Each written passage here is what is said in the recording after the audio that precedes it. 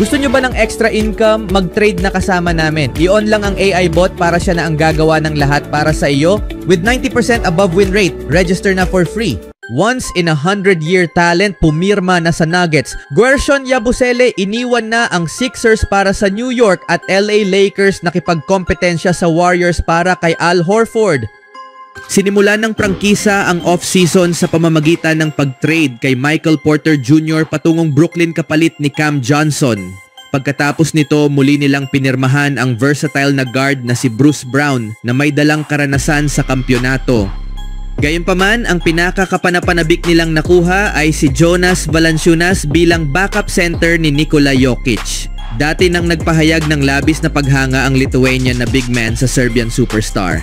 Nakuha ng Nuggets si Valanciunas sa isang trade na nagpadala kay Dario Saric sa Sacramento bilang tugon sa kanilang matinding pangangailangan para sa maaasahang laro kapag wala si Jokic sa court.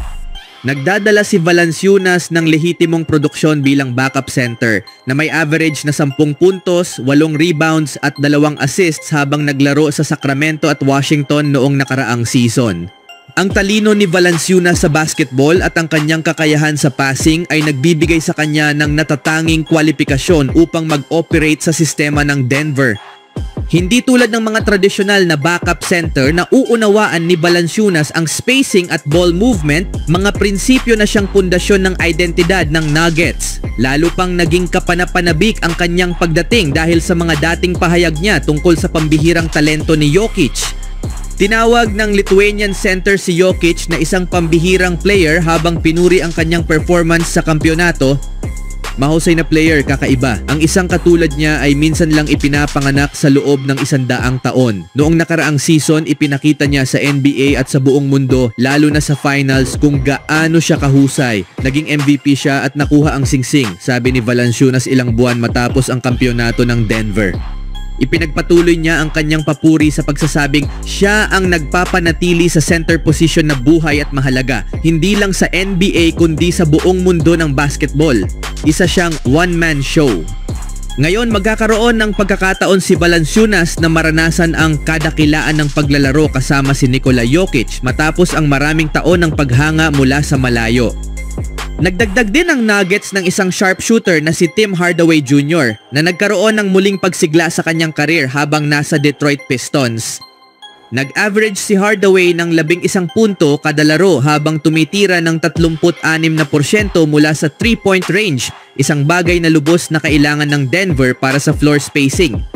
Ang mga bagong karagdagang ito ay nagbibigay ng lalim at shooting na kailangan upang suportahan ang championship window ni Jokic at pinapawalang bisa ang anumang ideya ng pagtitrade sa kanya. Ang kombinasyon ng veteranong karanasan at subok na playoff performers ay naglalagay sa Denver bilang isa sa mga paborito sa Western Conference.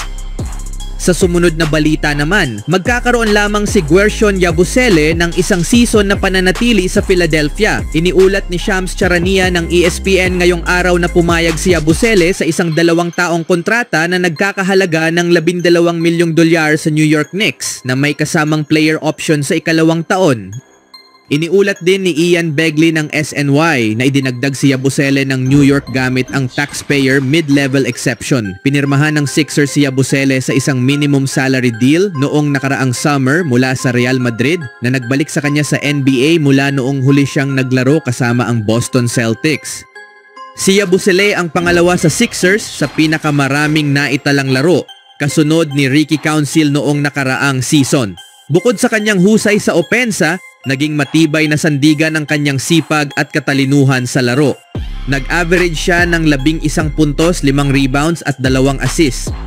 Ngayon ko lang ulit naramdaman yung ganitong pakiramdam na wala ako noon sa Boston, sabi ni Yabusele noong Nobyembre. Ngayon, nararamdaman ko na yung saya sa paglalaro, pakikipagkumpetensya sa malalakas na team at player, yun talaga ang hinahanap ko.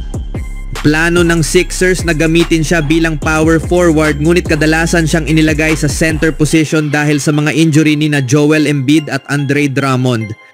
Ang dami niyang ginampanan ay naglaro sa position 5-4, naging starter, naging bench player, sabi ni Tyrese Maxey noong Disyembre. Ginawa niya lahat ng hinihingi ng coach. Wala ka ng ibang masasabi kundi pasasalamat para sa tao na gaya niya, marunong mag-shoot mula sa tres, mag-rebound, mag-post up. Minsan kailangan naming ipasa sa kanya ang bola sa post dahil mahirap siyang bantayan sa area na yon. Ang husay niya. Hindi pa malinaw kung paano aayusin ng Sixers ang kanilang rotation sa center sa likod ni Embiid. Mayroon silang dalawang batang big men, sina Adem Bona at Johnny Broome. Inactivate naman ni Drummond ang kanyang player option, ngunit iniulat ni Tony Jones ng The Athletic noong Martes na sinusubukan siyang i-trade ng Sixers sa loob ng nakaraang 24 na oras. Samantala sa power forward position, gumawa ng hakbang ang Sixers sa unang araw ng free agency sa pamamagitan ng pagkakasundo kay Trendon Watford. Ano sa tingin niyo mga kaibigan?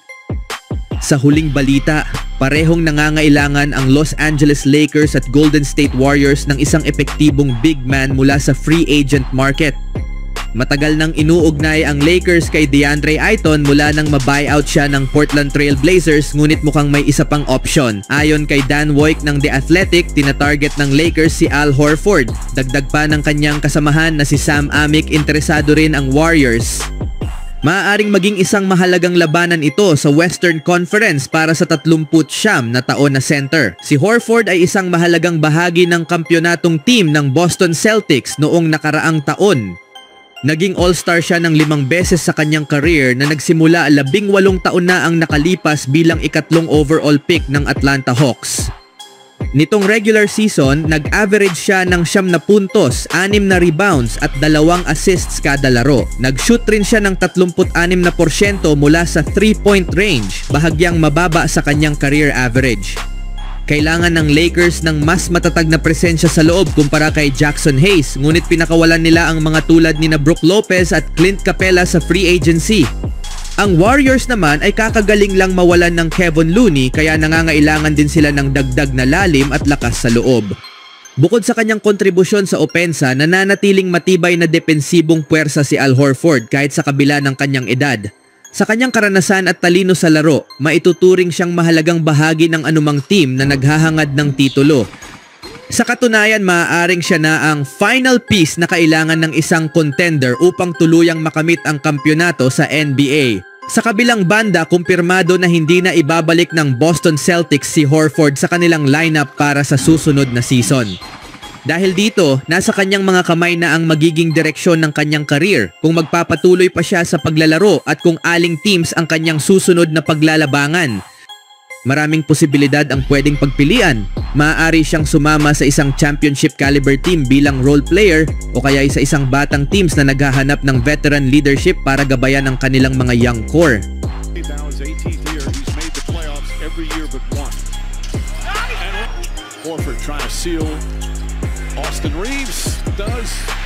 Ano ang masasabi niyo mga kaibigan?